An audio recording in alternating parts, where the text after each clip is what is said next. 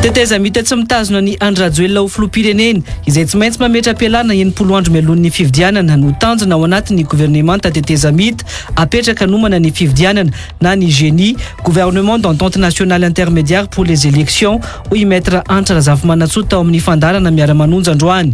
Tsy mahazo milatsaka amin'ny fifidianana filoham-pirenena sy ny fifidianana solomam-bahoaka ary ny fifidianana isan'ambaratonga ny eto Madagasikara. Mandritra ny 7 taona ihany koa izy ireo miditra ao anatin'izany gouvernemanta Teteza mita izany sy araky ny satany GENI io izay niparitaka teny amin'ny tambazotra tserasera androany. Tandondoza ny demokrasia sy ny fahafahana maneho hevitra eto Madagasikara satria efa lasa fomba fanao ny fitondram-panjakana malagasy amin'izao ny mandrara ny hetsika rehetra ataon'ny mpanao politika ho ny mahasoavon'ny vondrona Europeana eto Madagasikara androany. Ny fifanarahana iraisam-pirenena mikasika ny droit civil et politique nosoniavin'ny Madagasikara tamin'ny 1.790 rahateo no tokony anandanja mihoatra amin'ny lalàna tamin'ny 790 izay fototsy ny fanapa-kevitra no raisin'ny ministry ny ady tany mandrara ny hetsika ankalamanjana hoy Isabelle Delattre. Mety zavatra iova ao anatin'ny lalàna mifeny arena kibon-tany ka raha ohatra ka tapaka amin'ny fandiniana amin'ny komisiona ny ampandrosoana ny Madagasikara ka hosoloana mandritra ny fivoriana iombonana noho ny baiko midina dia ho tsarain'ny tantara hoy ny filohan'ny komisiona misahana ny arena kibon-tany. Lalàna mifeny arena kibon-tany Lovainjafy no apetraka raha ny nomariany izay andraisan'ny solomam-bahoaka, ny teknisiana sy ny firaisamoam-pirenena ary ny solotena ny ministeran'ny arena kibon-tany nandritra ny fandiniana ny volavolan-dalàna mifeny arena kibon-tany nivoaka tamin'ny Asambomera voalohany androany. Ny antso ny federasion ny baolina kitra nomeny prima amin'ny mpilalao izay nitsemboka sy niady tamin'ny tranona ny filoham-pirenena Andry Rajoelina ary nanamariany fa ireo niady no tokony nomena izany mba tsy ahamenatra. Nilaza kosa nefa ny mpamakafaka ara-panatanjahantena Mirado Rakoto Armalala fa aradrariny raha toa ka nahazo anjara ireo izay namolavola ireo mpilalao saingy lazany fa izy fiatraikany amin'ny lalao hafa izany raha toa ka nilaza ny mpanazatra ny Bariatranina ny alohan'ny fionany tamin'ny ministeran'ny fanatanjahantena ny ariva teo fa tokony nomena 7% ny mpilalao tao anatin'ny fizarana ny prize money io ary 3% no zarain'ny federasiona tamin'izay nanaovana azy. Ho an'ny vaovao politika avy hatrany, manohana ny vahaolana ametrahana gouvernemanta Teteza mita antsoina hoe GENI na gouvernement d'entente nationale intermédiaire des élections ny solombavam-bahoaka Antra Razafy raha nambarany tao anatin'ny fandaharana miara-manonja androany.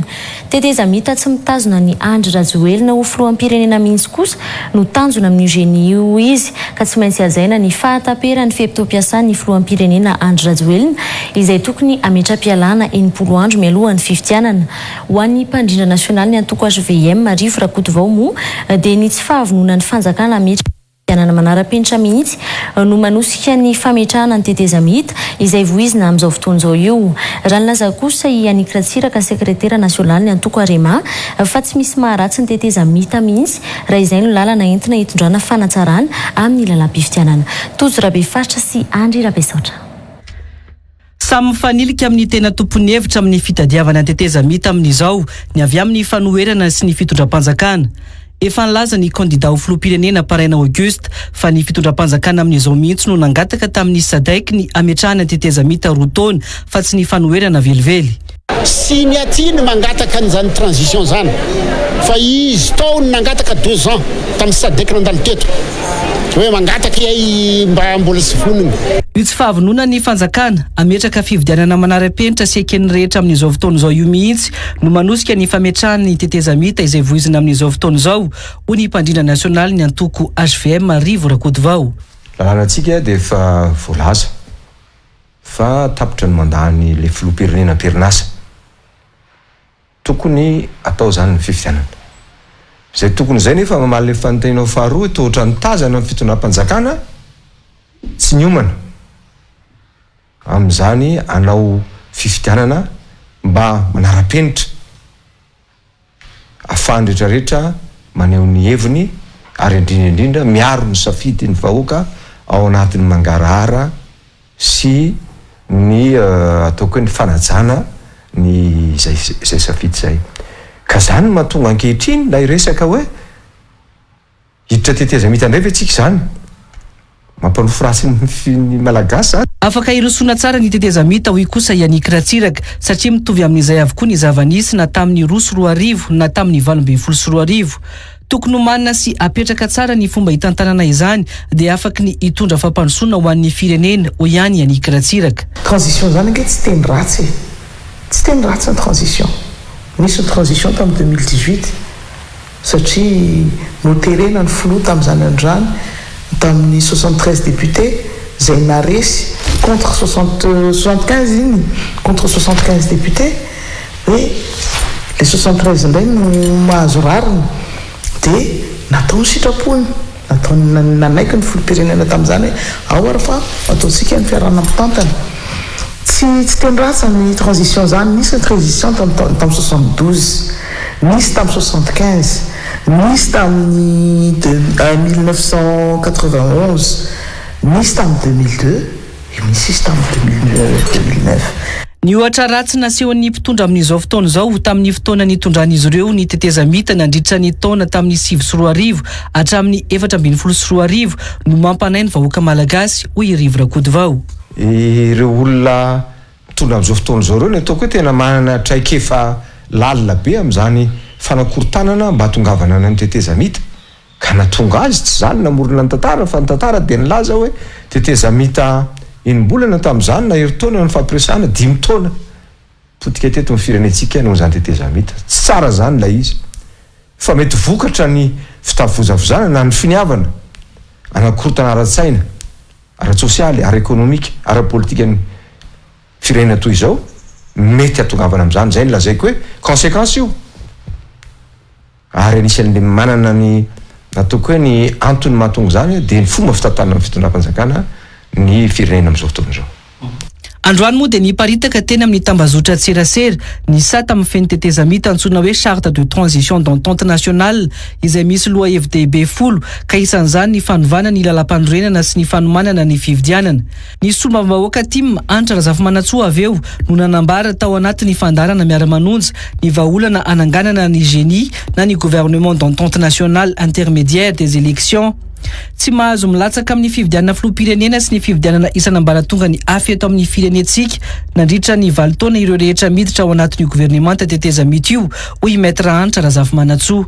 Efa misy solution any anjarantsika no manosika na tsy manosika ihany koa zany projet ataon'ny gouvernement d'entente nationale intermédiaire pour les élections génie tena hoe entente tenierana hatrany fotony rehefa ho avy fividianana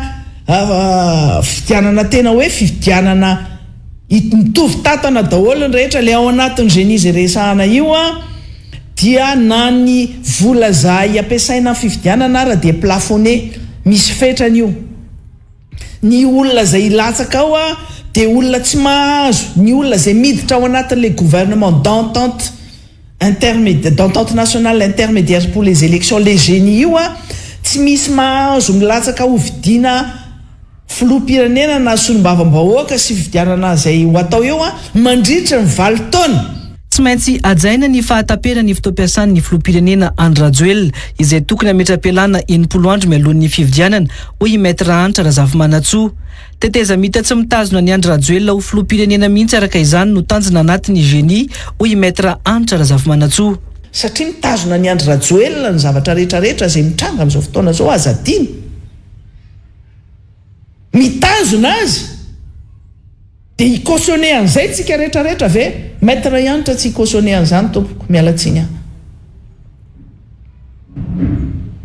afaka mifantatro dia hoe 6 mois 124 izy miala eo dia efa zavatra anankiray zay fa mbola tsy ampy zay satria mbola mieritreritra hiverina amin'io fitondrana io izy afaka 4 volana mbola mieritreritra izy fa tonga dia ho lany premier tour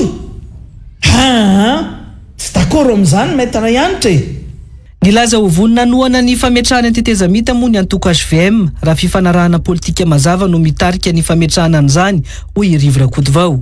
Zany hoe tetezamita zany ane ataoko hoe accord politique extra constitutionnel zany misy zavatra mitrangy ao amin'le firenena tsy ampy ny hoentimanana tsy ampy ny fikarakarana ny fotoana fikarakarana ny fividianana satria fividianana very indray mandeha atao andamina raha zany ny ataoko hoe ny ilaina ny ifampiresahana de mitaky ny fampiresahana mihitsy ny antoko azo vema satria hity zao tsika tsy hanao magie opetatoko fifidianana io opetatoko io sa isafidy ny fampiresaka tsika mba na tsaratsara kokoa ka ao anatin'izay fampiresahana zay no mety mipotro zany heviko zany samy manaiky kosa nefa ny mpanao politika fa fotoana izao araka izany ifanarahany rehetra metrahana zotra-pividianana madio sy milamina anatin'ny fifampiresahana misy ny tsy fihetezana lalipaka tokony fongorona mantsy eto amin'ny firenena matoa misy hatrany ny korotana manodidina ny fanatanterahana ny fividianana eto Madagasikara hoy ny sekretera nasionaly ny antoko Arema Anik Ratsiraka. matoa io misy korotana isaka misy ny fividianana dia mety misy zavatra lalipaka tokony jerena ary tokony fongorona.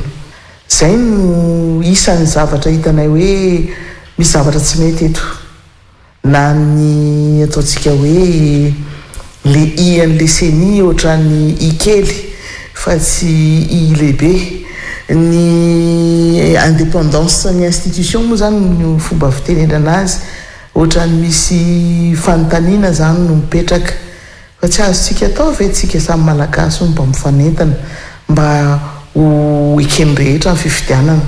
Tao anatin'ny herinandro maromaro moa izao dia efa nanomboka ny voan'io firosoana amin'ny tetezamety io ihany koa ny gazety manohana ny fitondrana.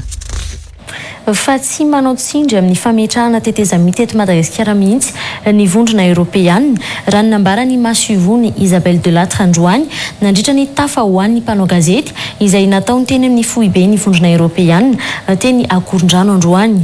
Nambarany'ity Masivo ity fa manohana izany kosa ny vondrona Europeanina raha toka izay no safidin'ny gouvernemanta malagasy ary miainga amin'ny fifanarahany rehetra. Tojo Rabefaritra sy Andry Rabesaotratrany. Si transition il y a, ça veut dire qu'il y aura un accord entre le gouvernement en place et d'autres acteurs politiques pour ce faire. Donc là, c'est vraiment pas un point sur lequel je suis en mesure de commenter. Donc, nous avons un camp que nous soutenons, c'est celui de la démocratie.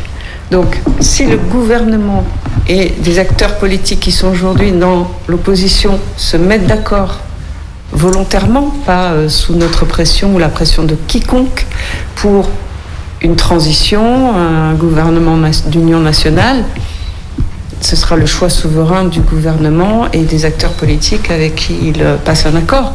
Et donc, si effectivement le gouvernement estime à un certain moment que c'est son choix pour le bien de Madagascar, nous soutiendrons les efforts du gouvernement. Mais nous ne faisons pas de pression pour une transition quelconque à ce stade. Donc, pour nous, c'est pas notre agenda. Nous n'avons pas d'agenda caché. Notre seul agenda, je répète, c'est la démocratie. Fa tsy voatery afaka ny hanao hetsika anaty trano ny mpanao politika rehefa hanao hetsika indrindra fa any ambanivohitra hoy ny Masivony vondrona Europeanina eto Madagasikara androany izay mbola nanamafy ny fanamelohana ny naoty navoaka ny ministera ny atitany malagasy mandrara ny fanaovana hetsika ankalamanjana. Tandondondoza hoy izy ny demokrasia sy ny fahafahana maneho hevitra eto Madagasikara amin'ny fanapahan-kevitra niraisy ny ministera ny atitany io. Ny fifanarahana iraisam-pirenena mikasika ny antsoina hoe droit civil et politique no sonoavy ny Madagasikara tamin'ny taona 1.750 raha teo no tokony manandanja mihoatra amin'ny lalàna 1.650 izay fototra ny fanapahan-kevitra niraisy ny ministera ny atitany hoy Isabelle Delattre. Tojo Rabefaritra eo amin'ny sary ny Andry Rabesaotra. Efa lasa fomba fanao ny fitondram-panjakana malagasy isaky ny misy antoko politika manao hetsika ny fandrarana ny hetsika atao io amin'izao fotoana izao hoy ny Masivony vondrona Europeanina eto Madagasikara. Vao maika manamafy ny fanambarana efa nataony noho izany ny vondrona Europeanina hoy Isabelle Delattre androany. Selon nous, les mesures qui ont été rendues publiques par le ministre de l'Intérieur font peser une menace sur la liberté de réunion publique pour les partis politiques. Alors, il y a toujours la possibilité pour n'importe quel État souverain, pour n'importe quel gouvernement, de restreindre la liberté d'expression, de manifestation publique en fonction du souci de préservation de l'ordre public. Ça, c'est un droit souverain. Et on peut tout à fait comprendre que dans certains cas, sur la base d'informations tangibles, le gouvernement, le ministère de l'Intérieur décide d'interdire une manifestation. Ça se fait partout dans le monde. Ce qui nous a interpellés, c'est le caractère systématique qui tendait à limiter la liberté de manifestation publique. Tsy voatery afaka ny anao hetsika anaty trano mantsy ny mpanao politika rehetra, indrindra fa any ambanivohitra hoy ny masoivony vondrona européenne. Réduire la liberté de réunion politique publique à des lieux clos, ça restreint beaucoup l'exercice de cette liberté. Si vous prenez par exemple des réunions dans un milieu rural, vous n'avez pas forcément une salle où un acteur politique souhaite s'adresser à la population locale. Donc ça rend les choses difficiles. Efa nilaza ny toetrandro ihany koa ny lalàna noraisiny ministerany atitany tamin'ny 2027 nampiasana sy nandraisana izao fanapa-kevitra fandrarana ny fanaovana hetsika ankalamanjana izao ho ihany ity masoivo ity. Ce qui m'a aussi alerté, c'est que certes, c'est la législation malgache, mais selon nous, c'est écrit dans le communiqué, elle vient quand même contredire l'engagement de Madagascar qui a ratifié en 1971 le pacte sur les droits civils et politiques.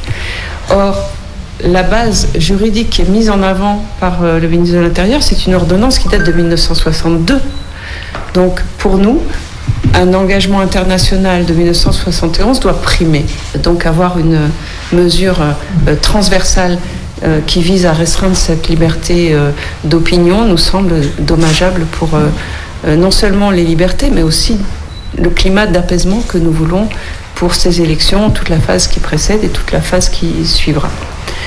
Tsahivana fa ny 6 martsa 2024 lasa teo ny vondrona européenne sy ireo firenena enina hafa niaraka nanao sy ny no namoaka fanambarana mitsipaka ny fanapa-kevitra navoaka ny ministerany atitany mikasika ny fandrarana ny fanaovana hetsika ankalamanjana eto Madagasikara.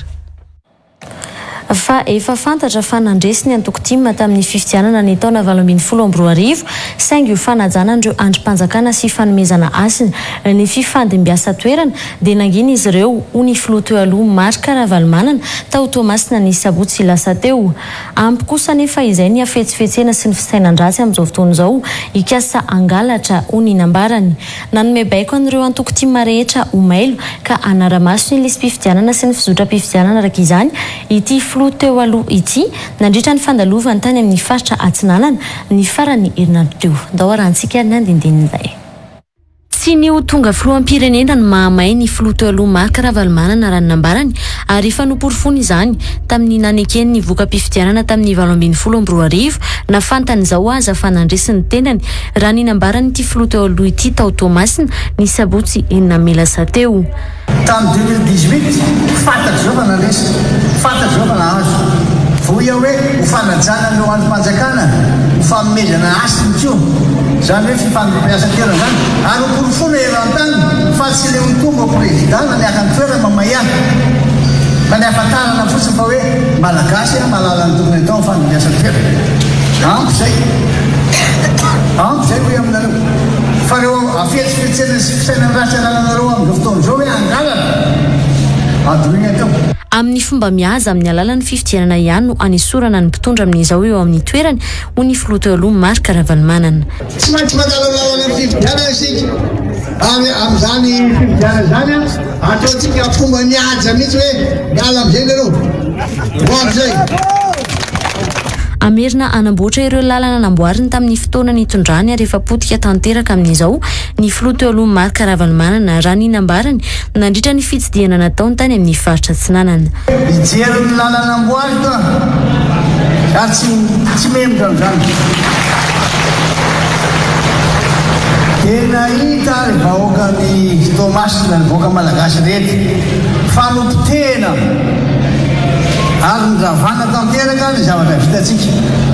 Zany mahatonga le rangahy teo raha naiviteo le lazy hoe zaho zia tapahany azy ny volo fa avelany ny lavo mino aho tapahany io ary tady etitsika benakavy anapatazy ao aveo hoe foafoamelantsika ila tsy vita ary tsy niany aho fa milala-pirenena rehetra eto Madagasikara dia tsisy zay tsy potika. Ny Ny antso an'ireo mpikambana tima Omailo araka izany ny filoha teo aloha Marc Ravalomanana tao anatin'ny fandalovany tao Fenorivo Atsinanana taoriany Tomasina. Natrehan'ireo solotenan'ny tima Fenorivo Atsinanana Sonia Ranivongo, Vavatenina, Sainte-Marie, Mananara ary Maroantsetra moa ny fitsidiana izay nataon'ity filoha teo aloha ity tany Fenorivo Atsinanana ny sabotsy lasa teo io.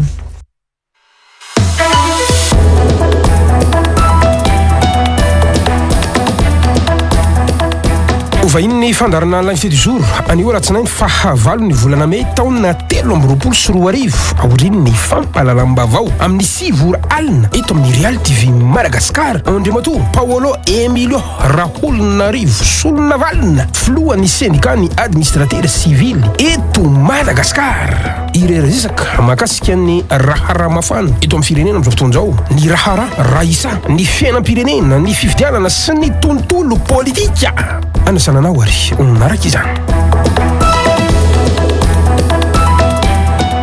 Ny filohan'ny Sinady indray araka izany no vahiny Gasikara Fensoa ao anatin'ny fandaharana l'invité du jour arahanao aoriana izao fampalalam-baovao izao.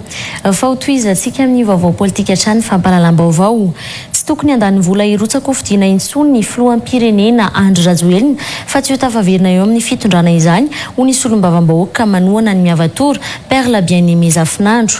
Tsy nahavita na inona mantso izy izao fitondrana izao tao anatin'ny efataona fa ho fanoherana ny etsika ny miavatora amin'izao no mahatonga ny filoham-pirenena manao asa any amin'ny distrika sy mitondra ireo solombavam-bahoaka marobe mitety faritra amin'izao ho ity solombavam-bahoaka IRD voafidy tao Fort Dauphin ity. Tsy tokony hatoky an'ireo solombavam-bahoaka marobe miaraka amin'izao ihany koa ny filoham-pirenena satria tsy maintsy ny tombotsoan'ny vahoaka ny fidy azy no hojeren'ireo olom-boafidy ireo ho Perla Zafinandro. Tozy Rabe Faritra sy Andra Rabe Sotra.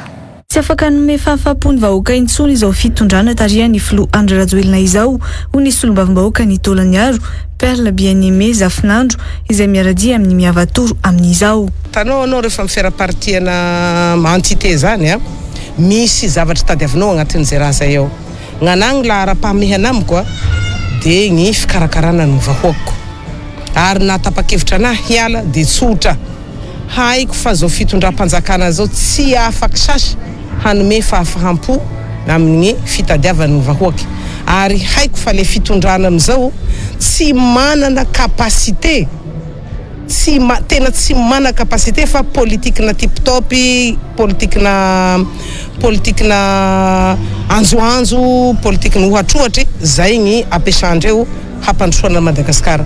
Zay raha zay hita fa tsy mety. Voaingana ny rotorotona ny famalina ny antso fametrahana scanner ao Fort Dauphin ho ity solombavam-bahoaka ity raha efa roa taona no nangatahana izany. Ho fanoherana ny miavatoro no hiazaka zany ny fitondrana manao asa any amin'ny distrika fa tsy tena fijerena ny tombotsom-bahoaka ho Perla Zafinandro. Resaky paramedy. Mahavita fianarana tanora malagasy resaky paramedy. De mivengivengy eran'ny tanà igny avao. Magnino ka regny olo regny mba alefa am'iregny CSB2 ambanivohitra regny. Na zany tsy takatry ny fitondrana eo fa aleondreo mahita ny vahoaka maty. Ya. Isorako a Fort Dauphin fa araky ny henoko efa nahazo an'le scanner fa zany scanner zany ane zaho vatako nangataka an'io fa ho roa tao e. Amizao mihesiky miavatoro namegny scanner isorako anareo zay raha zay fa zay avao de efa magnatoro sahady hoe tsy lahara-pahamehana aminareo mihitsy le fahasoavan'ny vahoaky fa amizao ny zavatra ataonareo zay raha ataonareo iaby io a de ataonareo hikontroevanareo an'le mihavatoro fa tsy hoe ny hataonareo amin'ny tombotsoan'ny vahoaka. Efa tokony ametra-pialana araka izany ny filoham-pirenena Andry Rajoelina ary tsy tokony handany vola amin'ny fividianana intsony satria tsy olan'ny vahoaka intsony ho ity solombavam-bahoaka ity. Anao président nilatsaka ho filoham-pirenena satria ny eritreritry hoe afaky hitondra vahaolana hialany ny malagasy amin'ny fahantrana. Efa nanao vitanao hanao zay. Nanao vitanao hanao. Fa tsy tafavoaky le zavatra raha mahita karaha zaho amin'ny toeranao fa zaho tsy amin'ny toeranao aleo avao koa miala-pahendrena ya ka mandany vola sasy fa anao tsy ho tafapetraka eo sasy fa io tompoko tsy homenay anao sasy vahoaky zao solon-tegna ny vahoaky zao miresaky zao ary zay ny eritreritry ny vahoaky malagasy gn'ankabeazany vahoaky malagasy rehetra leo zahay ny fameryverea leo zahay ny fijalia leo zahaigny politique anjoanjo, leo zahaigny politique fitiavategna, de zay raha zay a mila misolo. Tsy tokony atoky an'ireo solombavambahoaka miaradia aminy amin'izao intsony mantsy ny filoha Andry Rajoelina hoy Perle Zafinandro. Somary mampome anazy zany ny mahita hoe mirodorodo be ny solombavambahoaky manodidina ny président Andry Rajoelina amizao. Tokony ho fantatsika nefa efa atao stapany ane izy teo zay. Ny zava-misy na amin'ny district nandehanan'ny président aloha misy ny solombavambahoaka tanàna ao tsy ampandregnesina akory. Ino manko ny dikan'izay? Tsy fametraha ary tsy fanomezan-danja ny solombavambahoaka safidim-bahoaky amin'ireny toeran'ireny. Tampotampoka amizao satria misy ny mihavatoro arodorodo tsy haiko 50, 30 ny solombavambahoaky miaraka aminazy. Ino regny? Effet mihavatoro regny. Kay fantatro hoe misy importance ny le solombavambahoaky. Aza sous-estimé vanareo fanjakana reo solombavambahoaky reo. Na io manodidina anareo eo.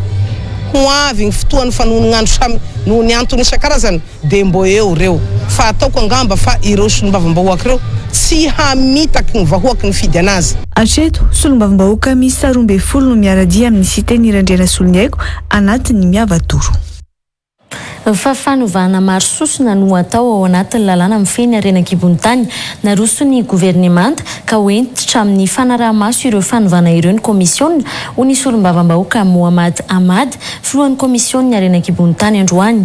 Tsy maintsy okitiana ny mikasika ny fanajariana ny tany amin'ny toeram-pitrandrahana sy ny mikasika ny vola miditra eny fotony ranonambarany. Sata mifeny Arenakibontany olovainjafy no apetraka ka tsy tokony isy ny fanovana amin'ny alalan'ny fivoriana iombonana noho ny baiko midina ho ny filohan'ny komisiona Arenakibontany nandritra ny fivoriana voalohany nataony Voamery niaraka tamin'ny ministera ny Arenakibontany sy ny firaisamonim-pirenena teny amin'ny anteny miram-pirenena androany. Tojo Rabefatra sy Andry Rabesaotra no mitatitra izay. Toerana 7 hektara isaky ny mpitrandraka raha kely indrindra ny ampahantany omena ny mpitrandraka Arenakibontany. Tsy voafaritra mazava ao anatin'ny lalàna vaovao mifeny Arenakibontany anefa ny fanatsarana ny fanajariana io tany omena ny mpitrandraka io ho ny solombavambahoaka Rodin Rakotmamonjy mpikambana ao anatin'ny komisiona Arenakibontany. Betsaka nefa ranonambarany ny trano ny fiangonana na fasana na toerana manokana an'olon-tsotra voakasika ka lasa miteraka disadisa tahaka ny zava-nisy tany Somamanina hoy izy. Faty Madagasikara ty de vita carreau, zany hoe vita kadastra zany amin'ny olona tsirairay avy mitompo lasa misy tompo dolo Madagasikara ty Madagasikara ty. Io zay fa tsy napetraka zao anatin'le nangatahana tao hoe any amin'le resaka ambanin'ny tany reny resahana satria le misy ny ambonin'ny tany de misy ny ambanin'ny tany. Zany hoe meton zany hoe ty tany ty zany titré aminao fa ny ambonin'io tany io misy vatosoa misy volamena tsy anao fa ny omban'ny tany ombany zany de raha ohatra ianao zany norona trano de tsy maintsy miteny ato ambony hoe angataka amin'izany vao mahazo mangataka ny manao an'le tranonao. Titre zany omban'ny tany no anao satria samy hafa mihitsy zay nangatany hoe misy zavatra tokony réforme ho atao mihitsy zany le izy araka ny zavatra misy fa tsy refontony lazainy. Tsy maintsy ampifamadiana ao anatin'ny lalàna vaovao io ihany koa ho ny solombavambahoaka ny mananjary ny vola omena ny vondrom-bahoaka hitsinjara-pahefana. Tsy azo ekena mantsy ny mbola andefasina vola be azo avy amin'ny fitrandrahana ho any amin'ny fanjakana Foibe ho ny solombavambahoaka Mamiadza Charlot. Sy ampy ny fahefana nomena ny comité territorial décentralisé satria amin'ity de mijanona mpagnaramaso sy mpagnamitatitra izy. Eo koa ny fisinjarana ny ristorana minier 3,5% ho arosaka amin'ny kitapom-bola mpanjakana Foibe fa ny 1,5% no ho zarain'ny faritany ny commune ary ny région samy managna 0,5% sy rarina zany zaravilana zany tokony afamadika io farafarasina tokony 3,5% avelagny fotony hampandrosoana ny faritany sy ny faritra ary ny commune. Isy ny fanovana entina ao anatin'ny lalàna mifeny Arenakibontany io ka ho araha-maso akaiky ho ny filohan'ny komisiona. Hoety misy zavatra iova io amin'ny mandritra ny fandiniana zany code minier zany fa ny zava-dehibe ho hitan'ny vahoaka eran'ny Madagasikara, hitan'ny vahoaka malagasy rehetra tsy vaky volo ny fahavonona ny fotoanam-panjakana ampandroso an'ity firenena ty.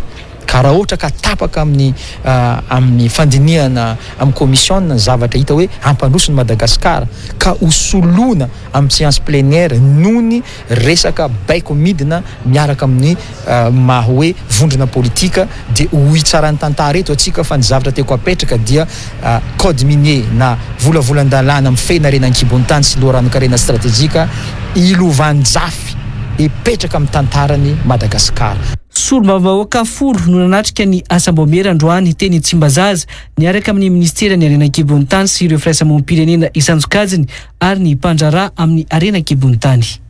Fa ho an'ny lafy vaovao afaka hosaindray nesorany lehibe ny fampanoavana tsy ho filohan'ny ho lavitra ny vady tany intsony i maître Rakotonirina Erilalaina vadiny Raisara Zaivola raha nambara ny tao anatin'ny fanambarana nataony. Misy ny fanaovana valifaty ao anatiny raha-rahampitsarana momba ny Raisara Zaivola ho ihany ity filohan'ny ho lavitra ny vady tany ity. Antsonja ihany koa no atao amin'izy mianakavy raha nambarany ka nanaovany antso ho an'ny filoham-pirenena mba hijery akaiky momba ity raharaha ity. Ndawarantsika ny andindinin'izay ary. Fandikan-dalàna ny fanesorana azy amin'ny toerany filohan'ny ho lavitry ny vady tany eto Madagasikara izay nataony lehibe ny fampanoavana ambony taoriany ny fivoahan'ny didy momba ny Raisara Zaivola hoy maître Rakotonirina Erilalaina. Nolaniny ireo vady tany mandrina ny Madagasikara mantsy ny tenany hoy izy kanefa izao esoriny lehibe ny fampanoavana ambony amin'ny toerany izao. Vita ny vadiko io dia natao ihany koa ny fanalana ay tsy ho filohany ho lavitry ny vady tany sy mpanao lavanta eto Madagasikara. Izay zavatra tsy ara-dalàna. Miaina antsika eto amin'ny tany demokratika ary ny tena koa dia voafidy ara-demokratika ny vady tany rehetra eraka Madagasikara kanefa tena hita fa tena tsy ara-drariny ary fandikana lalàna no nataony filohan'ny fampanoavana ambony. Tsy mitombona ho ihany ity vadiny Raisara Zaivola ity nivesatra ny ampangany Raisa tao anatiny nambara fa fikasana mon'olona nataony. Efa noporofony vavolombelona iray avy amin'ny mpitory raha teo fa tsy nisy ny fitazona ny Raisara Zaivola antsy ho hiatrany maître Rakotonirina Erilalaina. Marihana moa fa zavatra niseho iny ary tao anatin'ny fotoana andro vitsivitsy alohan'ny niterahany ny vadiko no miseho raharaka mahagaga ihany hoe afaka mamon'olona ve 25 taona matanjaka eritseriny ny vadiko izay efa miandro voka. Rehefa nivoaka ny didim-pitsarana dia voalohany indrindra tany amin'ny paky moa zany nahazo 2 taona sazy miantra ny vadiko. Nandeha ihany koa ny Tatanosy tamin'ny aferany solombavambahoaka Raoldinina nahazo 2 taona hatramin'maizina ny vadiko ary dia nahagaga ny farany teo dia nahazo 7 taona amina resaka tentative de meurtre izay tsy mitombona ary 7 taona travaux forcés. Miantso ny filoham-pirenena sy ireo tompon'andraikitra mahefa eto Madagasikara mba hijery akaiky ny momba ity raharaha ity moa ity vadiny Raisara Zaivola ity.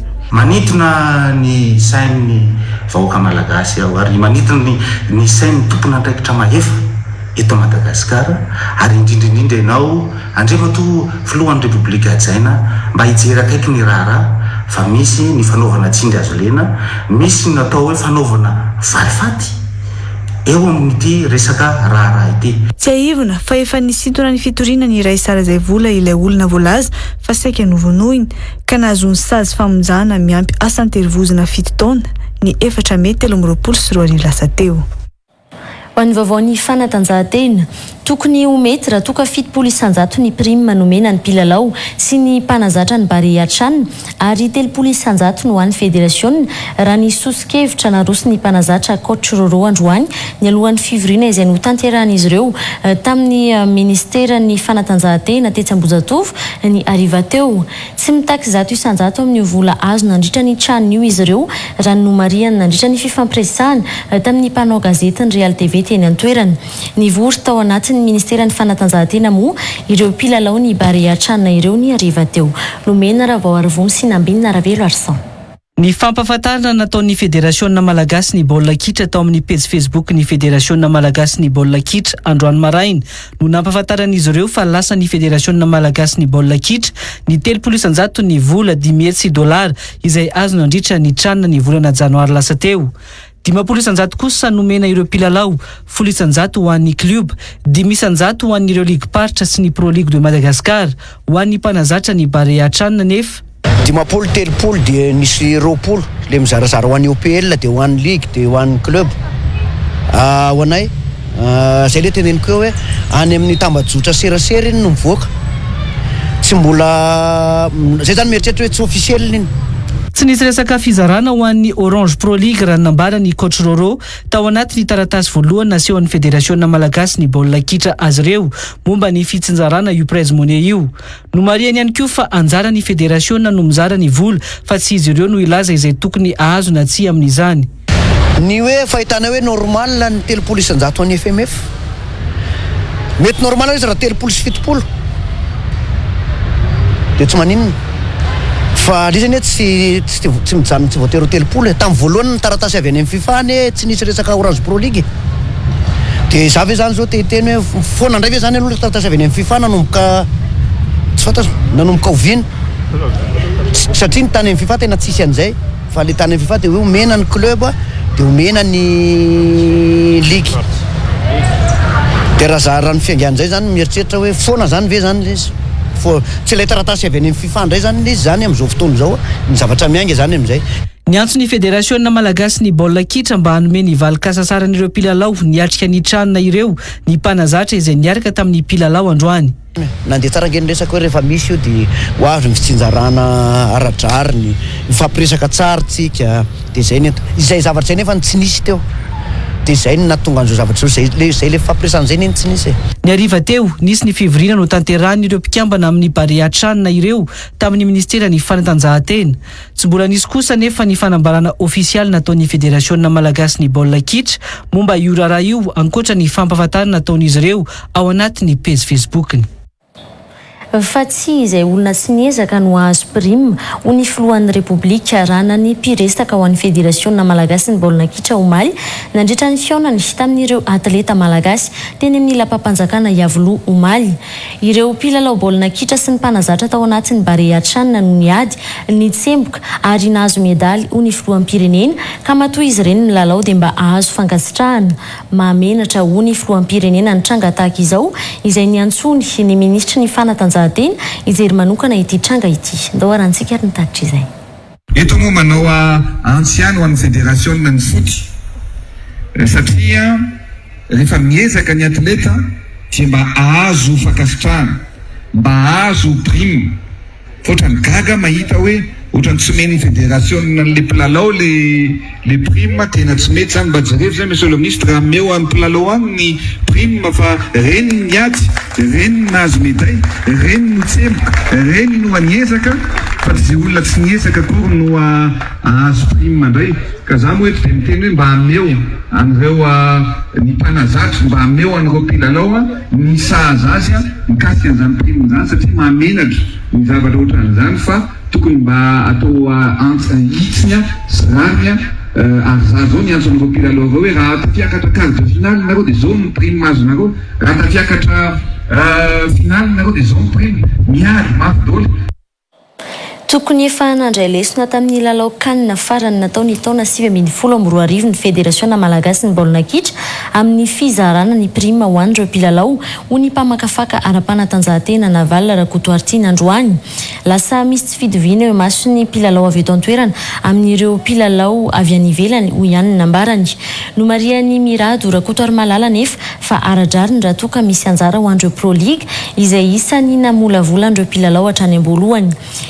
Fiatraikany amin'ny fanomanana ny lalaon'ny nosy raha mbola mitohy olan'ny fizarana ny prize money io amin'izao ho ihany Mirado Rakotoarmalala androany. Naosirana efsonsy tokony hainy narandrian-jatovo. Le izy aloha marina teny fa normal raha misy fizarana le izy fa eo amin'le lanjan'izay hoe 3 sy 7 zay no mametra-panontaniana satria raha raisitsika tamin'ny CAN 2019 dia contraire an'io le izy 7 isan-jato ny mpilalao 3 isan-jato nen'ny FMF zany hoe ny géren'ny FMF zany le satria misy koa ny budget de fonctionnement ny FMF donc tsara kokoa jurisprudence en 2019 tokony ho fitopolo isan-jato nomena an'ireo mpilalao ary tokony misy ny fampiresahana fa tsy tonga dia hoe décision unanime maresin'ny fédération le izy aradrariny nefa ny fizarana izay nataony FMF io hoy mirado Rakotoary Malala rary no izy raha toka mba mahazo ny anjara ny Pro League izay namolavola an'ireo mpilalao ireo hitako hoe raha par rapport amin'le clé voalohany voaka dia misy ohatrany hoe équitable kokoa le faharoa raha ohatra izy ka mieritreritra hoe nisy ezaka nataon'ny rafitra sasany toa ny Pro League, ny club, ny ligue izay raha amiko manokana aloha dia tena nanao ezaka lehibe namolavola an'ireo mpilalao nametraka fifaninanana namolavola dia ny fahatanorana fahakely sy ny rehetrarehetra dia mendrika le fanapahan-kevitra ny afotsiny no anisan'ny divako hoe tokony manana tombony ambony foana ny mpilalao ary zay zao ny zavatra mitranga azafady ny mpilalao sy ny mpanazatra mahazo 10 isan-jato dia ny rafitra mahazo 10 isan-jato 10 isan-jato ohatran'izany. Isan'ny olana iray mahatonga ny fitanilany fizarana ny prime io ny tsy fisiany fangaraharahan'ny fitantanam-bola tamin'ny lany rehetra hoy Navala Rakotoary Tiny. Le izy tsy zavatra officiel fotsiny hoe miteny fotsiny hoe nanampy ny fanjakana ampahanotrina tao anatin'ny lany tamin'ny nanomana ny tranona nampiany fanjakana tokony mazava zany ny compte-ny FMF rehefa iny foa mazava ny compte-ny FMF hoe zao ny paritian'ny volana ampiasaina zao ny mila averina aminay zao ny karakarainay amin'ny regroupement manaraka satria tadio fa tsara ny raha mba mahaleo tena ny FMF hoe misy regroupement dia zakan'ny FMF rery ny prise en charge n'izany regroupement zany tokony hamoaka rapport zany rapport atao mazava sy mangarara ny rapport hoe izao ny vola misy atao amin'ny FMF ohatrao fombitatana anazy ty vola tia nampiasaina tamin'ny Barea na ny FIFA ary mangataka an'izany manana bonne note tsika raha ohatra ka mangarara fitanana ny FMF nambarany Mirato Rakotoary Malala fa tsara ny fisian'ny resaka mialohan'ny sy iverenan'ny olana toy ny fizarana ny prise-monnaie io ao anatin'ny fanomanana ny lalao nosy mbola tsy vita ny toam-pilalovana sy ny championnat izay mamarana ary tsy maintsy mbola isany koa ny lalao fifanitsanana amin'ny kanina amin'ny volana Jona izay nomariny fa mety ho voakorotana. Ilaza kosa tetsy ankilany Navala Rakotoary Tiny fa isy fiantraikany amin'ny fanomanana sy ny hetsika ara-panatanjahantena io olana fizarana ny prise-monnaie io.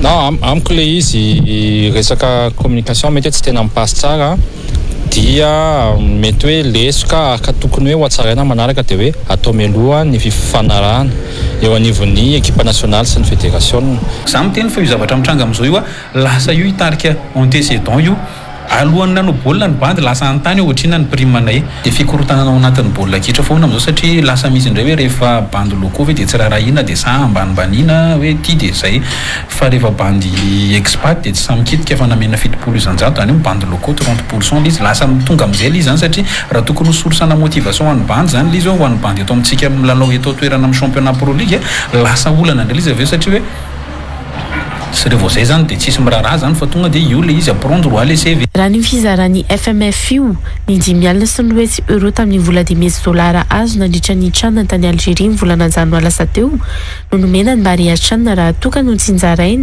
ny 50 isan-jato ambiny.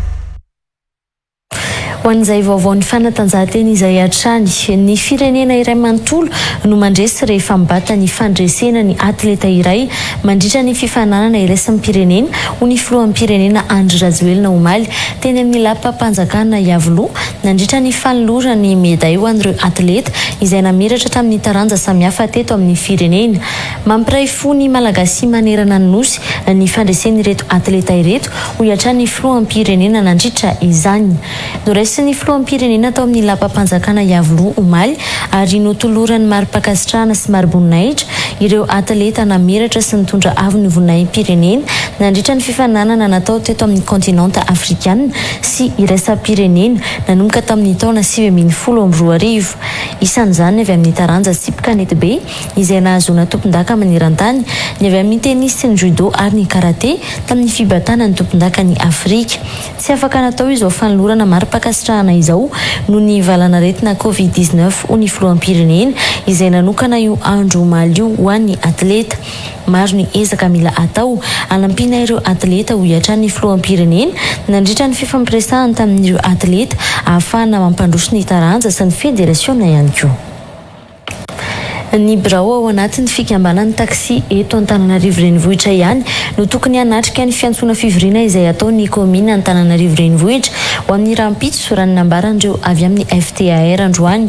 No marian'izy ireo fa karazana trakta ihany no aparitaka amin'izao momba io fiantsoana fivoriana rahampitso io no izy izay tsy fantatra mazava ary tsy misy sonia ny mpiantso akory hoy izy ireo.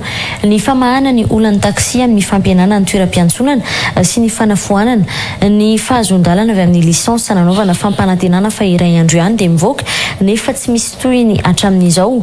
Ny ady amin'ny taxi clandestin, ny fanafoanana ny taxi moto izay tsy manaraka ny lalàna akory nefa nekena hoy izy ireo no tokony ataon'ny komina Antananarivo renivohitra. Tsy tokony hisotonga amin'ny famorina ny taxi Antananarivo io hoy ireo avy amin'ny FTAR ireo androany nandritra ny valandresaka ho an'ny mpanao gazety izay nataon'izy ireo. Milaza andefa ny solotena izay ny birao no ho avy ijery izay ifampiresahany ho ny fanamafisany Clémence Rarnirina tao anatin'izany. Hiditra amin'ny pejy doka kosa isika.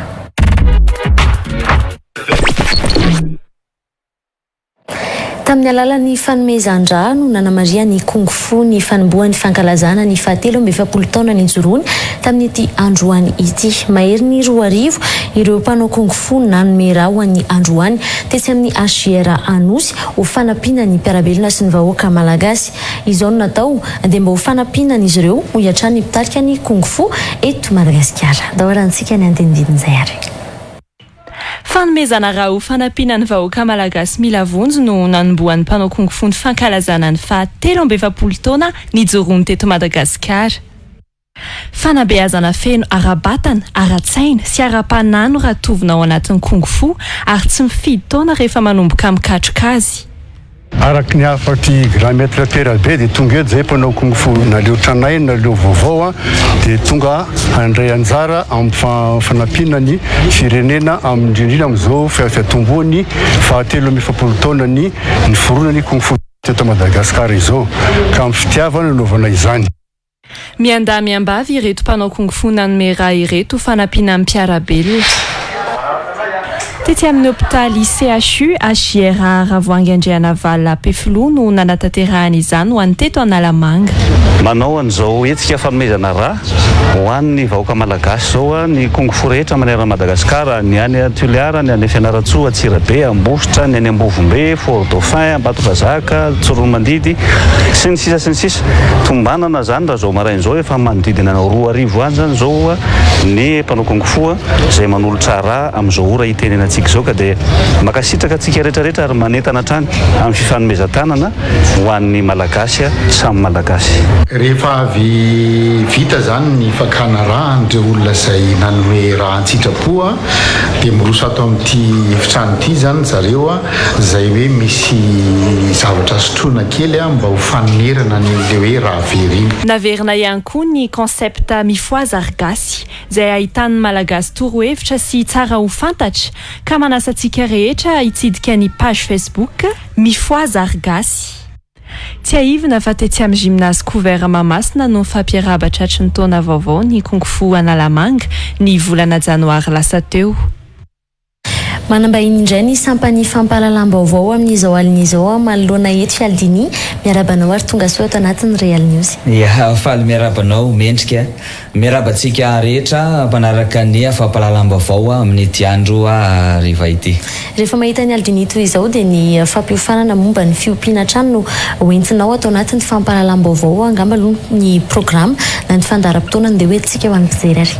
Efa kaiky kely tokoa ny programme atsika momba ny fampiofanana fiompiana ho antsika eto Antananarivo dia amin'ny alarobia izao zany hoe rafakapitso zany dia lafakapitso tsika miofana momba ny akoho gasy sy ny poulet de chair amin'ny lakamisy izao isika dia miofana indray momba ny fiompiana kisoa mampiteraka sy ny manatavy ao anatin'izay koa ny kisoa gasy satria za zao mahita eny an-tsena eny dia kisoa gasy no varotan'le olona eny an-tsena eny dikan'izay kisoa gasy zany dia ompian'le olona sasany rehefa any aminazy any dia rehefa ao anatin'le fiofanana izy mahafantatra amin'izay hoe aika ity ny tena rasana kisoa tena tsara dia iny no ompiany avy eo. Dia amin'ny zoma izao indray tsika dia miofana momba ny akoho akoho manatody lava, ny foie gras, ny trondro, ary amin'ny sabotsy zao ny omby vavim-peronono, ny bitro, ny tantely. Ny toerana anaovantsika azy de mbola tsy miova ihany ao amin'ny cafétariany Eska Antanimena. Ao cafétariany Eska Antanimena io de tsy misy ny fisoratana anarana mialoha fa tonga ianao alohany amin'ny 7 maraina de efa voaray avy hatrany de efa omena boky ianao ao anatin'le izy 5,3 alina sara-piofanana ho an'ny isan'andro de afaka hoentinao mody zany le boky rehefa avy eo zany. Manahoana ny any amin'ny velana Antananarivo Aldiny mety efa manomakomana ihany koa ianareo ny fampiofanana ho an'izay? Misy tokoa ny any ivelana Antananarivo ohatrany amin'izao fotoana zao satsika mifanindry andalana amin'io eto Antananarivo ny any Fenirivest. Ho any Fenirivest zao de ny zoma izao ny akoho gasy sy ny poulet de chair de ny sabotsy izao ny fiompiana kisoa mampiteraka sy ny manatavy de ny toerana anaovana azy ao amin'ny trampokon'olona. Fa akoatran'izay zany zay de hoany amin'iny faritra andrefan'ny Madagasikara indray de manomboka eto Antananarivo mandrapatonga any faritry Bongolava any de ho antsika ho Atsioromandidy sy Kadinondro Sakay de zoma fa 7 volana izao sy ny sabotsy fa 20 volana izao. Zay ny Kadinondro Sakay sy Atsioromandidy. Ny Faratsio sy Soavinandrina kosa de ny alatsinainy fa 20 volana izao sy ny talata fa 13 volana izao. De ny Analavory sy Miarinarivo de ny Alarobia fa 4 volana izao sy ny Alakamisy fa 5 volana izao. Zany hoe fa amin'ity volana ity zany de andray zao ny lalana. Rehefa miresaka fampifanana momba ny fiompiana entinareo Aldinia de hoe fiompiana matianina ny tena tanjona ao anatin'le izy raha mijery nefa tsika ny atao hoe olona misehatra amin'izay fambolena izay tsy de marisika kokoa amin'ny resaka hoe fiompiana misehatra ny matianina eo ny sakana arabola sy ny sisa inona nefa zany mety tombony ho azo andreo olona izay hoe miditra ao anatin'izay sehatra ny fiompiana matianina zay. Hatramin'izay tsika raha ohatra ka hoe nanao an'le fiompiana de zay ananako de zay ataony ao ataony fa rehefa tena miditra ao anatin'le sehatra le matianina ianao de le fiompiana ataonao io zany lasa fidiram-bola ho anao le izy fa tsy hoe ataotao fotsiny eo zany. De rehefa tena tafiditra ao anatin'izay sehatra ny matianina izay ianao de hitanao amin'izay hoe ay ve ke ity fiompiana izay ataoko ity rehefa tena miofana tsara ary mahay ara-dalàna tsara ny zavatra rehetrarehetra izay atao eo de afaka mampidy-bola ao anaty, afaka mamelona ny tokantranoko ity, afaka mahavita ny filako rehetra ity tontolon'ny fiompiana ity. Fa izao matetika sika efa loatra ny doton'ny olona loatra hoe rehefa mamboly ianao na miompy de hoe tamavoatra na hoe tatsaha fa lasa sy main'ny olona zany le anarana hoe tatsaha sy le anina satria lasa ohatrany hoe miasa birao sy nefa ianao na sady miasa birao ara afaka miopy ianao ao anatin'le izy. De zay zany ny tena hoe tombony amin'le hoe manao fiompanana matianina ianao fiompiana matianina dia afaka mampidy-bola ho anao sy ho ny-tokantranonao sy ho an'ny tenanao ilay fiompiana izay ataonao io.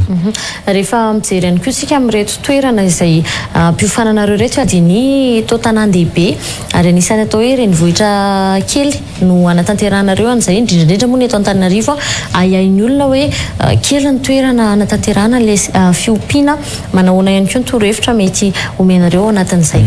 Ao anatin'ny fiofanana izay ataontsika dia ny zava-dehibe de ny atao hoe fahaizana mikajy ny toerana izay ananana. Ahoana ny amin'ny atao amin'ny toerana io ny ananako nefa mavita zavatra be dehibe amin'ny toerana io de atoro anao daholo ny zavatra rehetrarehetra hampahomby anao amin'ny fiompiana izay ataonao manomboka hatrany amin'ny fisafidianana ny karazany de ny tranony le tranony io zava-dehibe le trano zao zay voalazanao izay hoe ahoana ny atao satria voalaza daholo na nyrefin'io zavatra io ara zany de afaka atao ankazo io atao any etazy hoe eto de eto de eto de ahoana ny fomba atao amin'izay zavatra izay le izy de mbola voakajy eo koa ny ara-tsakafony satria anao mieritreritra hoe tanan-dehibe io toerana izay nananao io de mety ho lasa mofona be io na ohatran'izany fa rehefa voakajinao ny zavatra rehetrarehetra ao anatin'io dia tsy manao an'izay zavatra izay io fiompiana izay ataonao io. De ny akoatran'izay indray ny atao hoe ny ara-pahasalamany dia ianarantsika ao koa io mba tsy ho tonga ao amintsika ny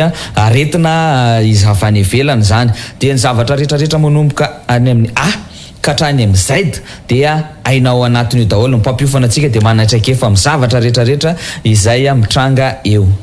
Amaranantsika azy ny fampatsiahivana sy ny fanentanana ialdiny. Ya ho antsika eto amin'ny faritra Analamanga dia efa tombotra ny fotoana satria amin'ny larobia rafakapito zany no miofana momba ny akoho gasy sy ny poulet de chair. Ny alakamisy ny fiompiana kisoa mampiteraka somanatavy, ny zoma izao ny akoho manatody lava, ny foie gras, ny trondro ary ny sabotsy izao dia ny ombivavim-peronono, ny bitro ary ny tantely. Eo amin'ny cafétarianesca Antanimena ihany no anaovantsika azy dia 5,3 ariary sara-pifanana ho an'ny isan'andro dia efa omena boky maimaim-pona ianao ao anatin'izay. Fa mifanindry amin'izay eto Antananarivo izay ny FNR Vest, ny zoma izao ny akoho gasy ny poulet de chair, ny sabotsy izao ny fiompiana kisoa mampiteraka manatavy ny kisoa gasy dia ao amin'ny trampokin'olona no anaovantsika azy. Ny akoatran'izay moa dia mifaritra nyrefana rehetrarehetra iny Tsiorymandidy, Kandronondry Sakay, Faratsio, Soavinandrina, Analavory, Miarinarivo, reo ndray koa zany mandeha amin'ity volan'ity daholo zay zavatra rehetra zay no miaraka mandeha. Fa raha mila fanazavana fanampy nareo dia afaka miantso ny 038 50 740 06 na ny 033 50 740 06. Mankasitraka anao azy ny vahiny tato anatin'ny fampahalalam-baovao Eldinita amin'ity alina ity. Misaotra anao nandray misaotra antsika naritra ny aino hatramin'ny farany.